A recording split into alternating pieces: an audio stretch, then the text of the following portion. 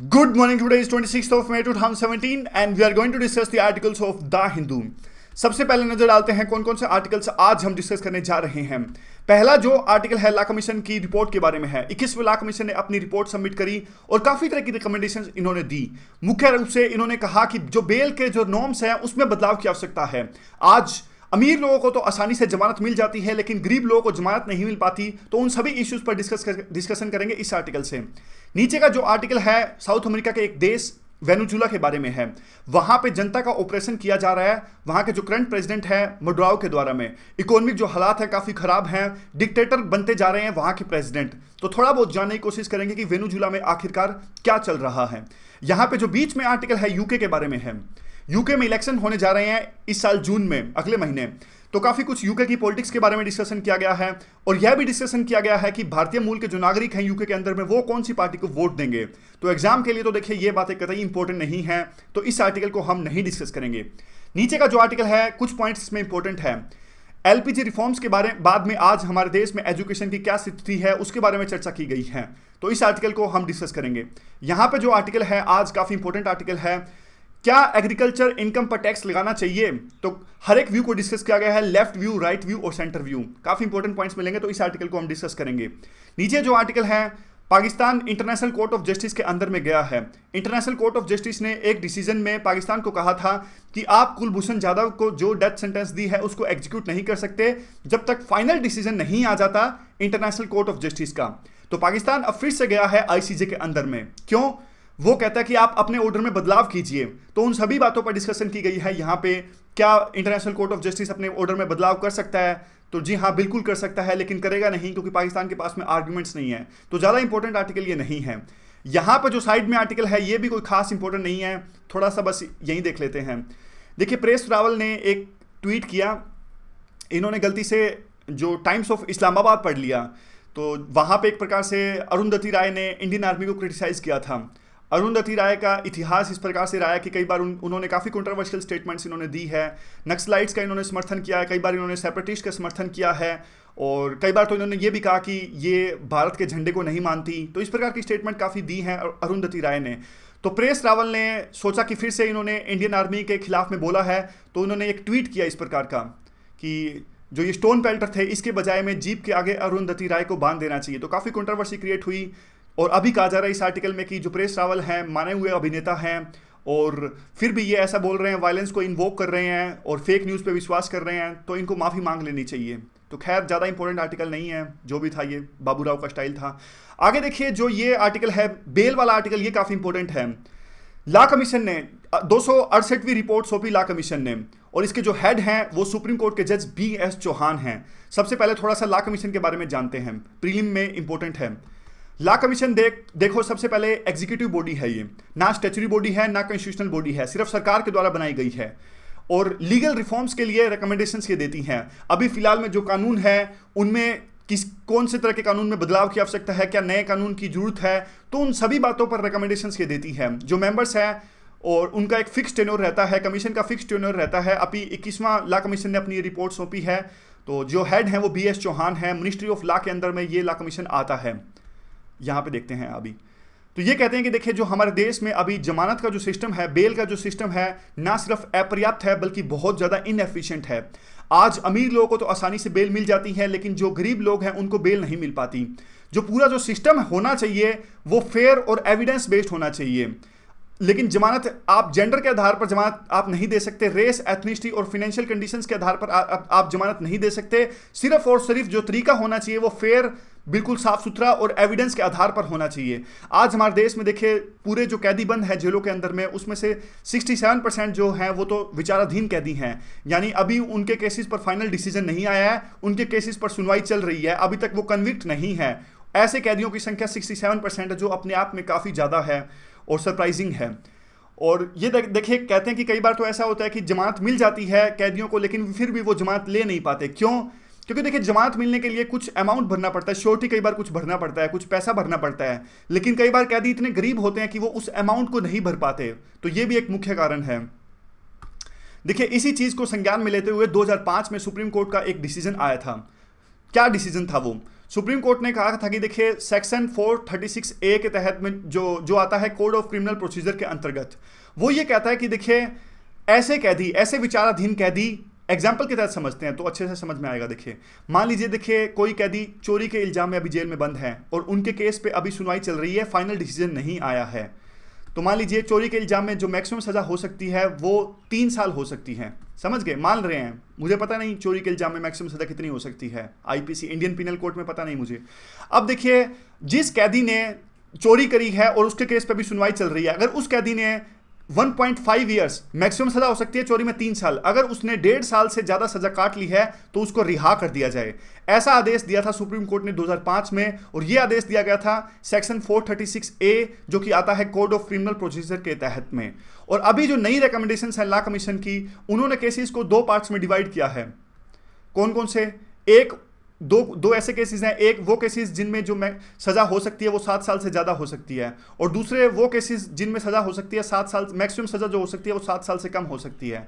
तो अब ये कहते हैं कि देखिए वो केसेस जिनमें सजा 7 साल से कम हो सकती है, मैक्सिमम सजा 7 साल से कम हो सकती है, उन केसेस में अगर विचाराधीन कैदियों ने अपनी सजा, मान लीजिए मैक्सिमम सजा हो सकती है 6 साल, अपनी सजा 1/3 यानी 6/3 2 साल काट ली है, समझ गए? पहले था सभी केसेस को एक ही पैरामीटर पे तोला गया था, आधी से ज्यादा अगर सजा किसने काट ली है, अब 2 पैरामीटर्स पे तोला जा रहा है।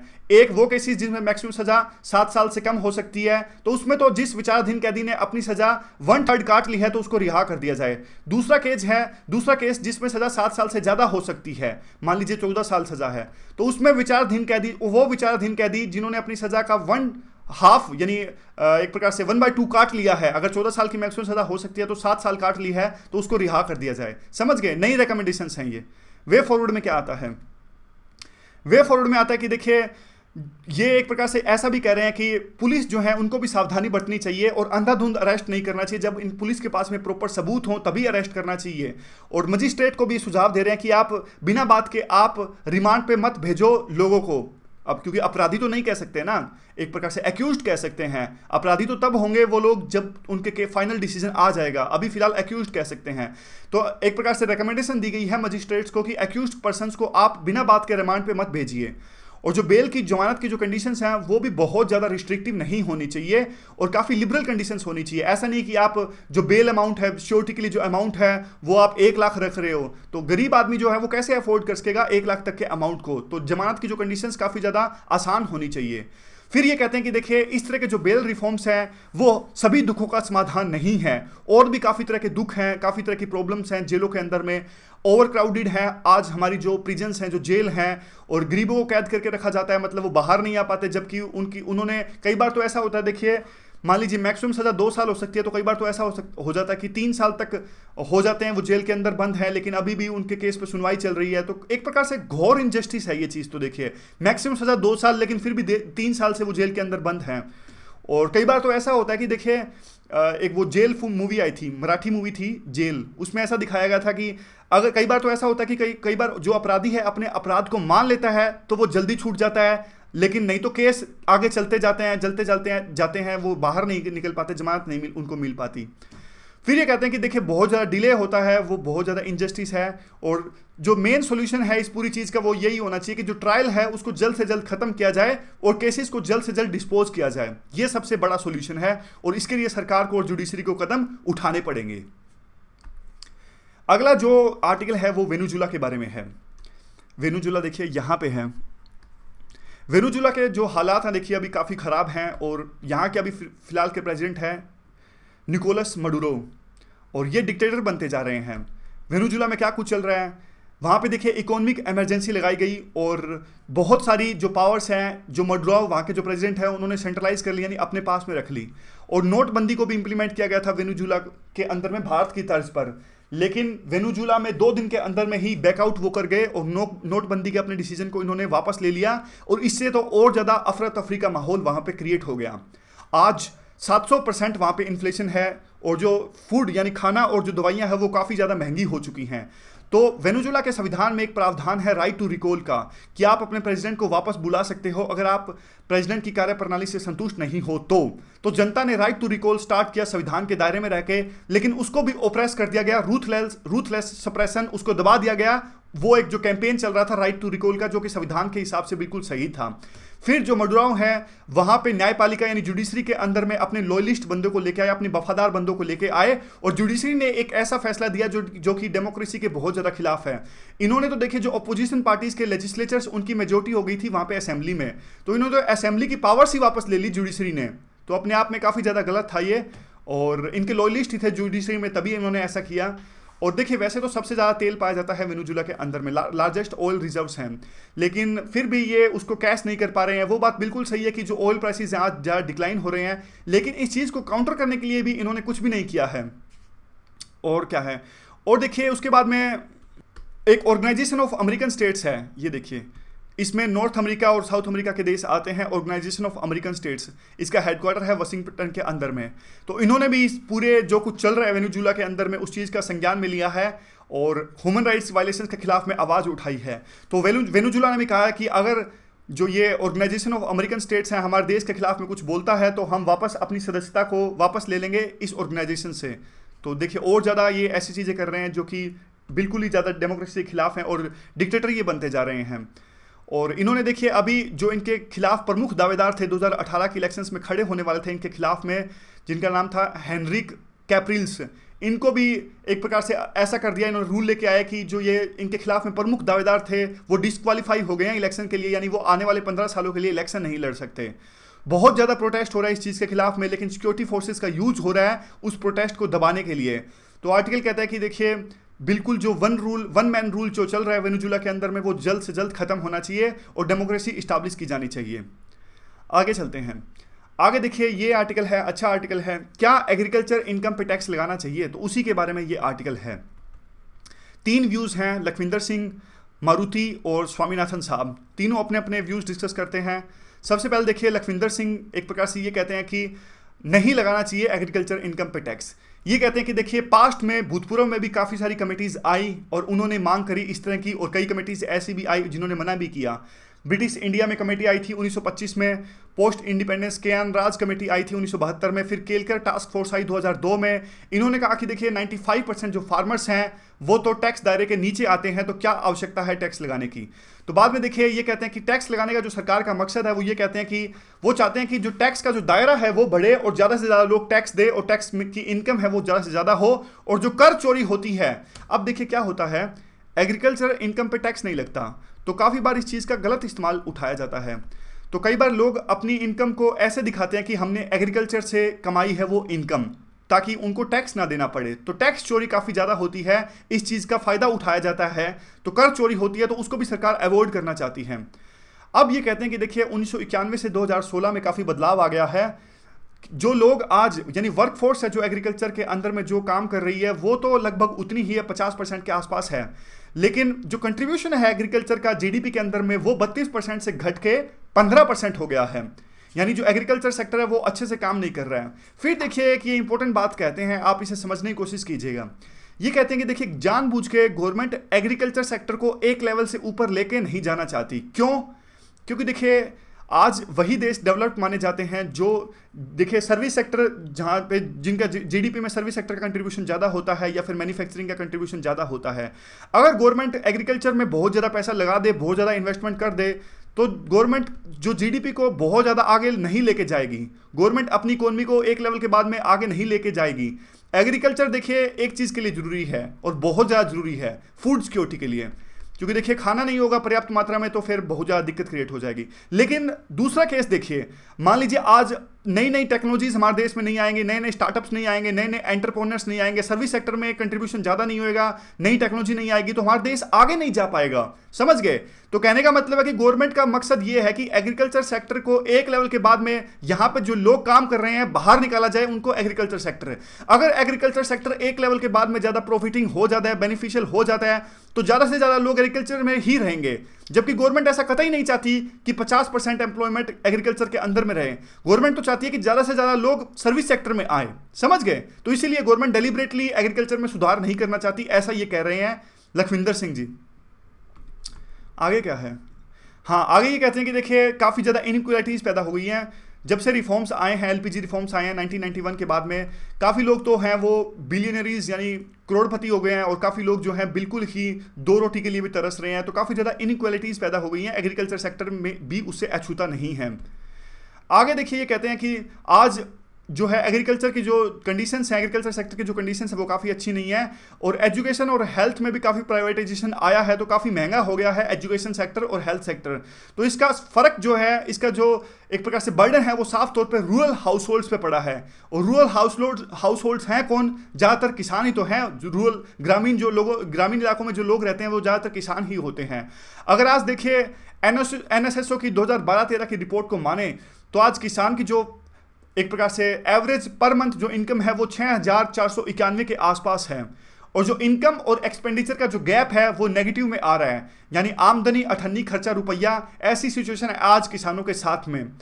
और 1/3 तो किसान आज ऐसे हैं जो अपना एक प्रकार से जो पेशा है खेती का वो छोड़ने के लिए तैयार हैं, अगर उनको कोई अच्छा सोल्यूशन, अच्छा अल्टरनेटिव मिलता है तो। आज एग्रेरियन क्राइसिस हैं और किसान जो है वो सुसाइड करते जा रहे हैं, और गवर्नमेंट एक तरफ तो देखिए जो एग्रीकल्चर सेक्टर में जो डिस्ट्रेस है उसको दूर नहीं कर रही है, बल्कि ऊपर से टैक्स लगाने के लिए सोच रही है, जो कि कतई उचित नहीं है। इसलिए एग्रीकल्चर इनकम पे टैक्स लगाए जाने के आइडिया का ये पुरजोर विरोध करते हैं। तो आगे जानते हैं दूसरा क्या व्यू है। दूसरा देखिए मारुति जी का व्यू है। ये कहते हैं कि देखिए एग्रीकल्चर इनकम पे टैक्स लगाना कोई नई बात नहीं है। हैदराबाद और कर्नाटका के अंदर में 1930-40 में जो रूलर्स थे, राजा महाराजा थे, वो टैक्स वहाँ पे टैक्स लगाते थे एग्रीकल्चर इनकम के ऊपर में। लेकिन आज़ादी के बाद में बार बार एक प्रकार से मानसून में फेलियर आई, सूखा आया, तो गवर्नमेंट ने एग्रीकल्चर सेक्टर को एक प्रकार से एग्जम्प्ट कर दिया और टैक्स लगाना छोड़ दिया एग्रीकल्चर सेक्टर पे। समझ गए? पहले लगाया जाता था, लेकिन बार बार सूखा आना स्टार्ट हो गया तो टैक्स लगाना छोड़ दिया फार्मर्स के ऊपर में। आज भी स्टेपल फूड ग्रेन्स यानी जो राइस है या फिर गेहूं है, उसको छोड़ के जो प्लांटेशन क्रॉप्स है या फिर हॉर्टिकल्चर क्रॉप्स है उस पर टैक्स लगाया जाता है कई कई जगह पे। और देखिए ये कहते हैं कि मेन जो रीजन है टैक्स लगाए जाने के पीछे वो है इनएक्टिव फार्मर्स। ये वो किसान है जो कि काफ़ी अमीर हैं, लग्जरी गाड़ियों का इस्तेमाल करते हैं, जो खुद ये अपने खेतों पे खेती नहीं करते हैं, लेकिन एक प्रकार से जो लेबर है वो खेती करती हैं। स्मॉल स्केल के जो फार्मर्स हैं वो खेती करते हैं इनके खेतों के अंदर में, इनके फार्म्स के अंदर में। तो ये जो सबसे ज़्यादा प्रोटेस्ट कर रहे हैं इस इशू के ऊपर में, यही जो अमीर किसान है वो सबसे ज़्यादा विरोध कर रहे हैं इस बात का कि एग्रीकल्चर इनकम पे टैक्स नहीं लगाना चाहिए। ये वो किसान है जैसे जो प्याज की खेती की जाती है बड़े बड़े खेतों के अंदर में, या फिर गन्ना की खेती की जाती है जिनके खेतों की जो साइज है वो बहुत बड़ा होता है। तो ये जो लॉबी है वो सबसे ज़्यादा विरोध कर रही है, जबकि गरीब किसान है उनको पता है कि उनकी इनकम पे टैक्स लग ही नहीं सकता, तो वो विरोध नहीं कर रहे हैं। आगे क्या कहते हैं?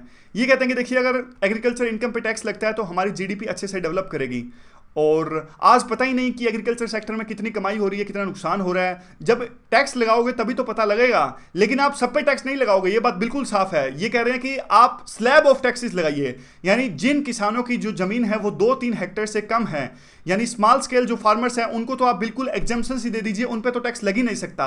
बाद में आगे आगे साइज के हिसाब से आप टैक्स लगा दीजिए, जो जितना बड़ा किसान होगा, जितना फायदा होगा, उसी हिसाब से उसको टैक्स देना पड़ेगा। यानी जो लोग महंगी गाड़ियों का इस्तेमाल करते हैं उनको टैक्स देना पड़ेगा, ऐसी ये मांग कर रहे हैं। इससे जो एग्रीकल्चर सेक्टर का जो कंट्रीब्यूशन है जीडीपी के अंदर में वो भी बढ़ जाएगा। आगे ये कहते हैं कि देखिए बहुत सारी कमेटीज आई। डॉक्टर BR अम्बेडकर की कमेटी थी, इन्होंने भी इस बात को रेकमेंड किया कि एग्रीकल्चर इनकम पे टैक्स लगाना चाहिए। टैक्सेशन इंक्वायरी कमीशन आई, इसने भी रेकमेंड किया। इवन फिस्कल पॉलिसी 1985 की, इस पॉलिसी ने भी रेकमेंड किया कि एग्रीकल्चर इनकम पे टैक्स लगना चाहिए। लेकिन आज लाख टके का एक क्वेश्चन है कि कौन सी गवर्नमेंट ऐसा एक प्रकार से मुश्किल भरा फैसला लेगी, क्योंकि जो पूरी चीज़ है ये वोट बैंक की पॉलिटिक्स है। आप एक प्रकार से अपने वोट बैंक को लूज नहीं कर सकते। जिस गवर्नमेंट ने ऐसा किया उसको वोट नहीं मिलेंगे, इसीलिए डिसीजन जो है वो बिल्कुल सही है, लेकिन गवर्नमेंट इसको इंप्लीमेंट नहीं करती। फिर ये लास्ट में कहते हैं कि समय आ गया है, कम से कम आप कॉर्पोरेट फार्म्स पे टैक्स लगाना स्टार्ट कर दीजिए। कॉर्पोरेट फार्म्स मतलब ये वो फार्म्स हैं जिस पे बड़े स्तर पर खेती की जाती है, कॉर्पोरेट ग्रुप्स के लिए खेती की जाती है। इवन ये वो ग्रुप्स हैं जो खेती से जुड़े जो फैसले होते हैं उनके लिए लॉबिंग करते हैं। एजुकेशन के बारे में जो बड़े डिसीजंस लिए जाते हैं उनमें कॉर्पोरेट फार्मर्स का इंटरफेरेंस रहता है। तो उन फार्मर्स पे, जो कॉर्पोरेट फार्म्स जिनके पास में है, कम से कम उन पे टैक्स लगाना चाहिए, ऐसी ये मांग करते हैं। अब चलते हैं आगे की ओर। आगे है स्वामीनाथन साहब का व्यू है। ये काफ़ी अच्छी बात कहते हैं और काफ़ी अच्छे इनके पॉइंट्स हैं। ये कहते हैं कि देखिए आज तक दो फैक्टर्स के कारण में एग्रीकल्चर इनकम पे टैक्स नहीं लगाया गया है। कौन से वो दो फैक्टर्स हैं? एक तो 60% जो किसान है वो तो काफ़ी छोटे स्मॉल होल्डिंग्स हैं, छोटे किसान हैं, उन पे तो टैक्स लग ही नहीं सकता। दूसरी बात कहते हैं देखिए किसानों की जो इनकम है काफ़ी ज़्यादा इरेगुलर है। ये तो देखिए मानसून पर डिपेंड करती है। अच्छा मानसून रहा तो अच्छी पैदावार होगी, अच्छी इनकम होगी। अगर अच्छा मानसून नहीं रहा, सूखा आया, कई बार ज़्यादा जब बारिश आ जाती है तब भी परेशानी होती है, तब बाढ़ आ जाती है। तो इसी कारण ये कहते हैं कि देखिए इनकम फिक्स नहीं है फार्मर्स की, ये सबसे बड़ी प्रॉब्लम है। मार्केट पे डिपेंडेंट इनकम है। इवन मार्केट प्राइसेस कई बार क्रैश कर जाते हैं, कई बार बिल्कुल इनको मिनिमम स्पॉट जो अपना एमएसपी है वो भी नहीं मिल पाता। तो ये सब कारण है। एक लेवल के बाद में अगर पैदावार हो जाए वो भी दिक्कत, कम हो तो भी दिक्कत, हर तरफ दिक्कत है। उसके बाद में कहते हैं कि देखिए लेकिन एक नई चीज़ हम कर सकते हैं। क्या कर सकते हैं? ये कहते हैं कि देखिए एक लेवल के बाद में जो अमीर किसान है उनको सरकार सब्सिडी देना बंद कर दे। फर्टिलाइजर्स पे जो सब्सिडी मिलती है वो ना मिले अमीर किसानों को, ऐसा रूल गवर्नमेंट लेके आ सकती है। और आगे क्या कहते हैं ये? आगे कहते हैं कि देखिए इवन आप एक रूल वो भी अपना सकते हो कि जो ऐसे खेत जहां पे इरिगेशन की फैसिलिटीज जो किसान अवेल करते हैं उन पे आप सब्सिडी हटा सकते हो। और जो एक प्रकार से एग्रीकल्चर सेक्टर जो है जहां पे बारिश नहीं होती और वहां पे आप सब्सिडी उनको देना जारी रख सकते हो। तो ये भी आप बदलाव कर सकते हो। फिर ये कहते हैं कि देखिए जो ज़्यादातर जो किसान है वो तो मानसून पर डिपेंडेंट रहते हैं, लेकिन सबसे इंपॉर्टेंट जो हमारे देश में जरूरत है वो आज के टाइम है फूड सिक्योरिटी की। और आज फूड सिक्योरिटी के लिए चाहिए कि जो यंग लोग जो हैं, यंग जनरेशन है, वो भी एग्रीकल्चर में रहे। और उसके लिए जरूरी इन्होंने एक पहले बहुत इंपॉर्टेंट रिकमेंडेशन दी थी। इन्होंने कहा था कि देखिए फार्मर जितना इन्वेस्ट करते हैं पैदावार के लिए और जो एमएसपी मिलना चाहिए, मान लीजिए 1 हेक्टेयर में खर्चा आया फसल उगाने का 1 लाख रुपए, तो किसानों को जो एमएसपी मिलना चाहिए वो 1 लाख प्लस में 50% मिलना चाहिए। समझे? जितनी लागत आई उसका 50% एक्स्ट्रा, उतना एमएसपी होना चाहिए किसानों के लिए, तब जाके यूनिवर्सल फूड सिक्योरिटी आएगी। तो ये कह रहे हैं कि देखिए किसानों पे टैक्स लगाने के पहले गवर्नमेंट को काफ़ी कुछ कदम उठाने पड़ेंगे। जो एक प्रकार से ज़्यादा इरिगेशन सेक्टर को बढ़ाना पड़ेगा। हिली एरियाज़ या फिर कोस्टल एरियाज़ में जो किसान रहते हैं जो कि रेन पे डिपेंडेंट है, उनको क्रेडिट की व्यवस्था करनी होगी। उनकी जो पैदावार है उनको क्वालिटी वाली पैदावार बनाना होगा और कॉस्ट कम्पिटिटिव उनकी पैदावार रहे, ऐसा भी गवर्नमेंट को स्टेप्स उठाने पड़ेंगे। तब जाके गवर्नमेंट सोच सकती है एग्रीकल्चर इनकम पे टैक्स लगाने की, अदरवाइज नहीं सोच सकती। चलते हैं अगले आर्टिकल की तरफ में। अगला आर्टिकल जो है देखिए लिबरलाइजेशन यानी एलपीजी रिफॉर्म्स के बाद में एजुकेशन की स्थिति आज क्या है। ये कहते हैं कि देखिए 1980s में पहली बार एलपीजी धीरे धीरे आना स्टार्ट हो गया था और काफ़ी एक प्रकार से संशय, काफ़ी संदेह पैदा किया गया था उस समय में कि अगर एलपीजी रिफॉर्म्स आ गए तो फिर एजुकेशन की जिम्मेदारी किसकी होगी। क्योंकि एलपीजी रिफॉर्म्स का तो मतलब ही ये है ना कि जो पूरी इकोनॉमी है वो मार्केट डिपेंडेंट हो जाए और गवर्नमेंट सिर्फ इनेबलर का काम करे। और बाद में पूर्णतः जब 1991 में एग्रीकल्चर एलपीजी रिफॉर्म्स आ गए, तब ये जो डाउट था वो फिर से आया। यानी सबसे पहले 1980s में, फिर 1991 में जब पूर्णतः रिफॉर्म्स आ गए, तब एक टर्म निकल के आई स्ट्रक्चरल एडजस्टमेंट। हमारी इकोनॉमी ने भी स्ट्रक्चरल एडजस्टमेंट का राह अपनाया। क्या है ये स्ट्रक्चरल एडजस्टमेंट? स्ट्रक्चरल एडजस्टमेंट का मतलब है कि हमारी इकोनॉमी को ग्लोबल इकोनॉमी में इंटीग्रेट करना। तो उस टाइम में देखिए एजुकेशन को एक प्रकार से कोई ज़्यादा स्पेसिफिक अटेंशन मिली नहीं। और गवर्नमेंट की जो पॉलिसी थी एजुकेशन की, 1986 की जो पॉलिसी थी वो एक प्रकार से स्टेट सेंट्रिक थी। उसमें गवर्नमेंट को काफ़ी तरह के कदम उठाने थे एजुकेशन सेक्टर को प्रमोट करने के लिए। लेकिन एलपीजी रिफॉर्म्स के बाद में ऐसा कोई अटेंशन मिली नहीं, ऐसी कोई नई एजुकेशन पॉलिसी आई नहीं अभी तक। अभी आगे क्या है? फिर ये कहते हैं कि देखिए क्या फर्क पड़ा एलपीजी रिफॉर्म्स का एजुकेशन पे। दो एग्जांपल्स ही लेते हैं। एक लेते हैं स्कूल एजुकेशन का। ये कहते हैं कि देखिए लिबरलाइजेशन के बाद में वर्ल्ड बैंक ने कहा कि प्राइमरी जो एजुकेशन यानी जो स्कूल एजुकेशन है उसमें ये सेफ्टी नेट को अपनाएंगे। सेफ्टी नेट मतलब कि देखिए स्टेट जिम्मेदारी लेगा कम से कम स्कूल की एजुकेशन है, क्योंकि काफ़ी गरीबी है, कम से कम स्कूल में एजुकेशन फ्री प्रोवाइड की जाए और ज़्यादा से ज़्यादा लिटरेसी को बढ़ावा दिया जाए। तो हमारा जो चलाया हुआ सर्व शिक्षा अभियान था वो उसी सेफ्टी नेट का नतीजा था। इसके अलावा हमने the District Primary Education Programme भी चलाया यानी DPEP। वो एक प्रकार से सेफ्टी नेट को इंप्लीमेंट करने के लिए ही था। आगे गवर्नमेंट को और ज़्यादा बूस्ट मिला तो उन्होंने राइट टू एजुकेशन भी वो लेके आए। लेकिन आज देखिए ये कहते हैं कि राइट टू एजुकेशन जो इंप्लीमेंट किया गया है उसको अच्छे से इंप्लीमेंट नहीं किया जा रहा। बार बार जो स्टेट्स शिकायत करती हैं कि हमारे पास में फंड्स की कमी है, बार बार वो सेंट्रल गवर्नमेंट से फंड्स की डिमांड करते हैं। और ये कहते हैं कि देखिए दोनों के दोनों जो रेडिकल रिफॉर्म्स थे, सर्व शिक्षा अभियान और DPEP, ये एक प्रकार से अच्छे से नहीं चल रहे हैं। जो फंड्स की काफ़ी कमी है, इवन टीचर्स को एक प्रकार से पैसे देने के लिए नहीं है, इसलिए बार बार कॉन्ट्रेक्चुअल टीचर्स को हायर किया जा रहा है। कॉन्ट्रेक्चुअल टीचर्स का पूरा ध्यान पढ़ाने की तरफ नहीं होता, उनका पूरा ध्यान स्टेबिलिटी की तरफ होता है, डिग्निटी की तरफ होता है। इवन आज गवर्नमेंट एनजीओज की तरफ मुंह ताक के रखती है कि एनजीओज हैं वो कुछ काम करे एजुकेशन सेक्टर के अंदर में। कई बार प्राइवेट कंपनी से गुहार लगाई जाती है कि आप स्कूल्स की देख रेख करें। इवन जो CSR का जो कंसेप्ट है, काफी बार हम भी अपने आंसर्स में लिखते हैं कि कॉर्पोरेट सोशल रिस्पॉन्सिबिलिटी है वो आनी चाहिए एजुकेशनल सेक्टर के अंदर में, स्कूल एजुकेशन में। काफी बार हम भी अपने आंसर्स में ऐसा लिखते हैं।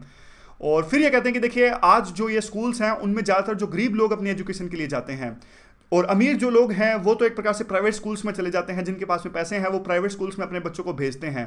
तो इसी दिशा में सरकार काफ़ी कुछ कर नहीं रही है, सिर्फ नाम के लिए स्कीम्स चलाई गई हैं, लेकिन जो एजुकेशनल सेक्टर की जो हालत है LPG रिफॉर्म्स के बाद में काफ़ी खस्ता है। अब बात कर लेते हैं देखिए हायर एजुकेशन की, क्या फ़र्क पड़ा हायर एजुकेशन पे LPG रिफॉर्म्स के बाद में। फिर ये कहते हैं देखिए स्कूल एजुकेशन में तो एक सेफ्टी नेट था सर्व शिक्षा अभियान का, जबकि ऐसा कोई सेफ्टी नेट नहीं है हायर एजुकेशन के अंदर में। हायर एजुकेशन के पास में कोई रिसोर्सेज आज के समय में नहीं है, और ऐसा सोचा गया था कि हायर एजुकेशन तो मार्केट के डिमांड के हिसाब से काम करेगा, नॉलेज और स्किल्स की डिमांड के हिसाब से काम करेगा। और आज देखिए ऑलमोस्ट 3 साल होने वाले हैं उस चीज़ को। सेंट्रल और स्टेट यूनिवर्सिटीज़ हैं LPG रिफॉर्म्स के बाद में, आज उनके पास में बिल्कुल भी फाइनेंशियल रिसोर्सेज नहीं है। तो फाइनेंशियल रिसोर्सेज की कमी की वजह से स्टाफ में कमी की जा रही है, परमानेंट और नॉन परमानेंट दोनों स्टाफ में कमी की जा रही है, और एक प्रकार से जो बर्डन है टीचर्स पे काफ़ी ज़्यादा बढ़ गया है, और हायर एजुकेशन की क्वालिटी में काफ़ी ज़्यादा गिरावट आई है। लास्ट में ये लास्ट स्लाइड है देखिए, ये कहते हैं कि देखिए पहले एकेडमिक करियर को अच्छा माना जाता था, लेकिन आज तो एक प्रकार से जो फेलोशिप मिलती है, रिसर्च फेलोशिप मिलती है, वो तो सिर्फ एक प्रकार से क्वेश्चन की तरह उसको इस्तेमाल किया जाता है। यानी अनएम्प्लॉयड जो यूथ हैं उनको एकोमोडेट करने के लिए सिर्फ फेलोशिप का इस्तेमाल किया जाता है, और बाद में जो हाईली क्वालिफाइड यंग मैन या वुमेन हैं उनको उनके पोटेंशियल के हिसाब से काम करने को नहीं मिलता, और कोई भी इसके खिलाफ में ऑर्गेनाइज्ड आवाज़ भी नहीं उठा पाते, क्योंकि ये जो पूरा सेक्टर है काफ़ी ज़्यादा वनरेबल है, और जो पूरा जो रिसर्च फेलोज हैं उनको एक्सप्लॉइट किया जाता है। कहने का मतलब यही है साफ साफ, एकेडमिक जो करियर है वो भी आज एक प्रकार से बहुत ज़्यादा सकारात्मक ट्रैक की तरफ आगे नहीं बढ़ रहा है, और हायर एजुकेशन की जो सिचुएशन है वो काफ़ी ज़्यादा खराब है। ठीक है जी, डिस्कशन खत्म हो गई। Thank you very much for discussion.